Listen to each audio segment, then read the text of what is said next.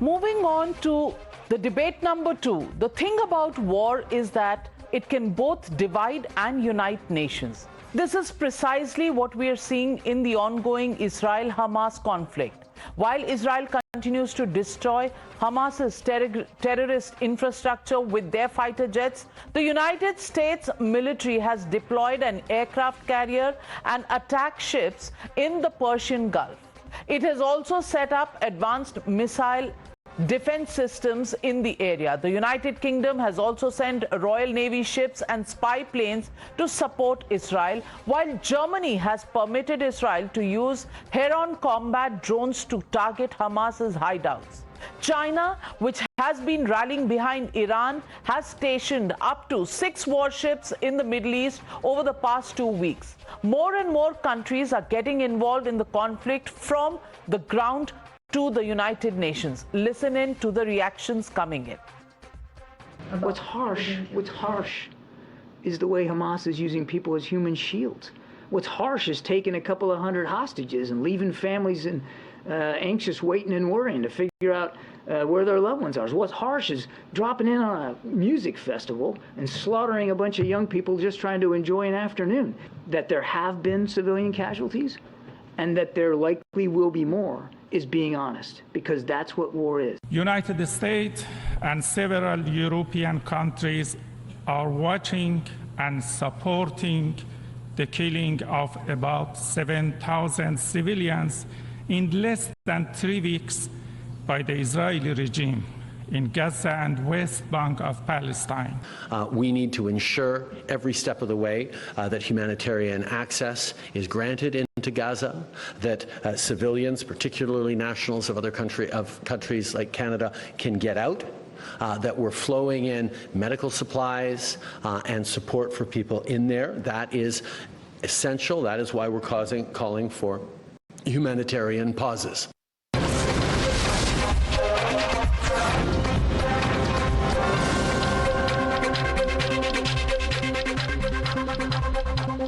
Joining me tonight to shed light on what really is the situation in the Middle East, in the Israel-Hamas conflict, is Eylon Levy, spokesperson of the government of Israel. Good evening, Eylon Levy, and thank you very much for joining me on Times Now. Good evening, Navika. I just want to ask you, are we looking at a situation which is now escalating, given the fact that even though the United States says that its strikes on Syria are nothing to do with the Israel-Hamas conflict, the fact is more and more countries seem to be getting involved. Do you see an escalation in the area? It's day 21 now after the October 7th massacre, when Hamas brutally killed 1,400 of our people and abducted nearly 230 people into the Gaza Strip. And Hamas is continuing to shoot rockets all across Israel. In just the last few hours, I had to run twice into a bomb shelter because Hamas is shooting rockets at Israel. We're talking 8,000 rockets on Israel in the last 21 days. One of those rockets hit a building in Tel Aviv, and there are injured people. Now, Hamas wants to escalate the conflict. Hamas is calling on Hezbollah, its twin sister in Lebanon, to enter the conflict and shoot more rockets at Israel. And we've been very clear. Our mission at the moment is to defeat Hamas. We're focusing on the Gaza Strip. We're focusing on the evil ISIS-like terror organization that burned, beheaded, butchered, tortured, mutilated people on the 7th of October. We don't want this conflict to expand. We're ready to fight on 2 fronts if we have to. We don't want to. Hezbollah drags us into a full-scale war in the north, then we're ready to fight on 2 fronts. We're ready to win, and the consequences will be severe. But at the moment, Israel is trying to conflict, to focus on Hamas in the Gaza Strip. But indeed, Hezbollah, Hamas, Iran, part of this regional axis of evil, are trying to escalate the conflict, escalate the situation. And that's why it's very important that the United States has signaled its support. The US has sent 2 aircraft carrier groups into the Middle East in a clear message. Don't mess with Israel. Anyone thinking of expanding this conflict, don't do it. Well, let me also ask you, the United Nations also seems to be divided down the middle. On the one hand, at Times Square, we see 200 odd empty chairs being kept representing each of the hostages taken by Hamas. On the other side, the UNGA is holding its special emergency session. We're also seeing, that countries are also divided down the middle.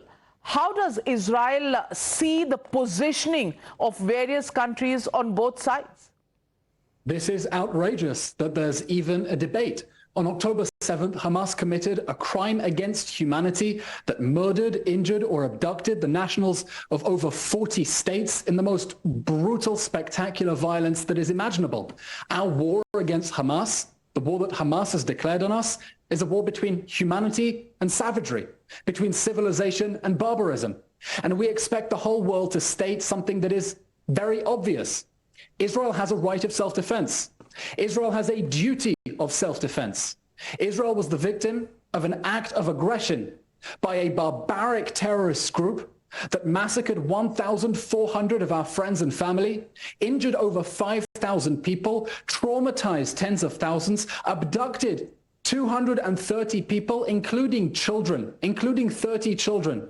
We were the victims of an act of aggression, and we expect the whole world to stand by our side and make it clear that Israel has every right to go after Hamas and destroy it. And we're going to destroy Hamas just as the international community destroyed ISIS. Hamas proved itself to be worse than ISIS with its violence on October 7th. We're building an international coalition in the free world of countries that understand we have to defeat Hamas. This evil jihadi violence cannot be allowed to continue. And we deplore any country that is not standing firmly by Israel's side and its right of self-defense. Really, it's a no-brainer. I want to ask you, if you do undertake a land invasion into Gaza, what about the prospect of human casualties? How will Israel distinguish between who is a civilian, who is the Hamas, and what happens then to the narrative that is being set across the world, about civilian casualties in Hamas as well?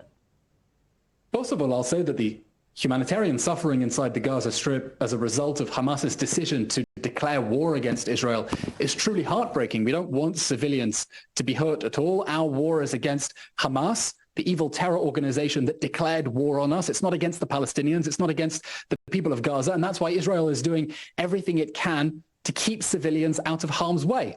On our side, we've evacuated well over 100,000 people from the conflict areas. Inside the Gaza Strip, we're also asking civilians to move out of northern Gaza. And that's because Hamas is using them as human shields. Hamas has embedded its terror infrastructure, its rockets, its weapon silos, its command posts in tunnels underneath homes, underneath schools, underneath hospitals. And those are all legitimate military targets. We're going to destroy all of them. And in order to do that, we're asking civilians to get out of the way, and Hamas is stopping them. Hamas has set up roadblocks to stop civilians from leaving because Hamas doesn't care about Palestinian lives in the Gaza Strip. The only party here that is trying to protect lives inside the Gaza Strip is Israel. And I hope that after we win this war, and this war will end with an Israeli victory, this war will end with Hamas defeated. After this war, we're going to create the space for more moderate, peaceful voices to rebuild the Gaza Strip together with the international community without Hamas, without the evil terror group that perpetrated the October 7th massacre, because we can no longer live next to such an awful terror organization. We will defeat it, and we'll do everything that we can to protect civilian lives inside the Gaza Strip. Well, let me ask you, how do you respond to Antonio Guterres, the UN Secretary General, who said that Hamas's attack did not happen in a vacuum? Do you see this as a justification of the attack or a rationalization of the attack by the UN Secretary General? There can be no excuses for making excuses for Hamas's atrocities on October 7th. But I'll tell you, Antonio Guterres was right.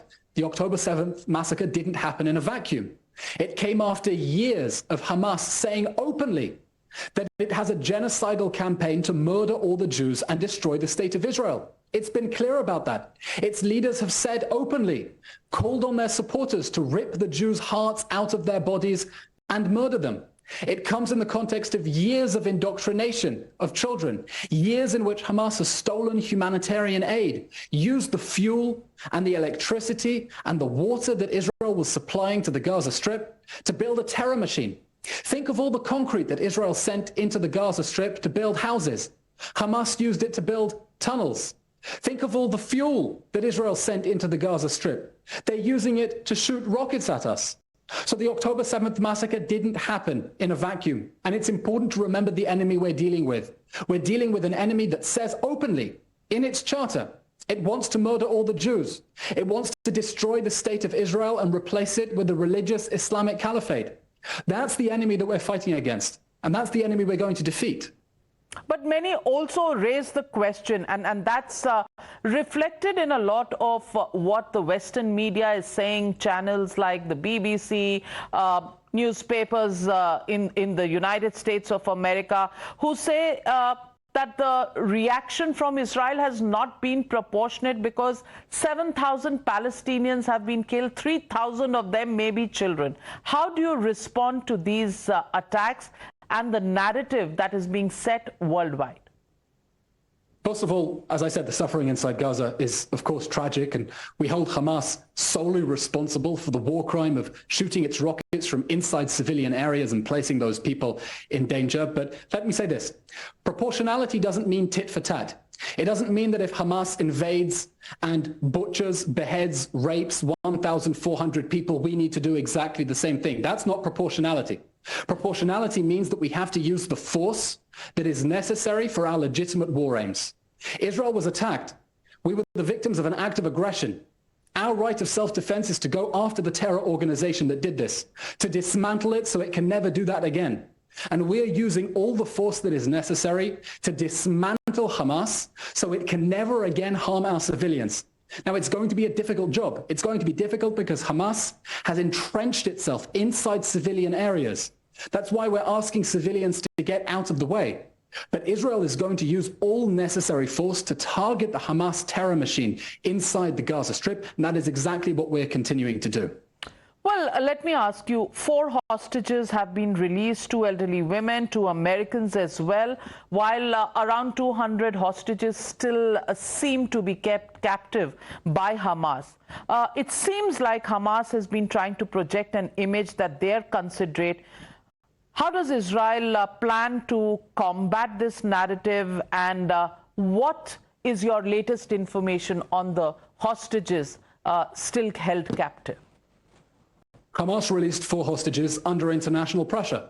We welcome their release, and we call for more international pressure on Hamas, on its supporters, to make it clear there is no excuse for ripping babies out of their beds, murdering their parents, and taking them hostage into the Gaza Strip. We're talking about around 230 hostages. 230 hostages, including 30 children. 30 children under the age of 16. Like this boy. This is Erez. Yesterday was his 12th birthday. He was abducted by Hamas. He's being held, probably abused, in a tunnel underneath the Gaza Strip. This is a war crime. His family is still grieving because they murdered his grandmother and his cousin. He's been abducted into the Gaza Strip, and there is no excuse for this whatsoever. And we're calling on the whole world to put more pressure on Hamas, more pressure on its supporters to release the civilian hostages, because this is a war crime. It's a crime against humanity. There can be no excuse. And I'm sure that viewers watching at home, if, God forbid, ISIS were to abduct 30 Indian children and take them hostages, the Indian government would do everything it can and go to the ends of the earth to bring those children and bring those hostages home. And that is one of the objectives of our war. It's to bring the hostages home and to make sure that Hamas can never, ever, ever again invade our homes and rip our children out of their beds.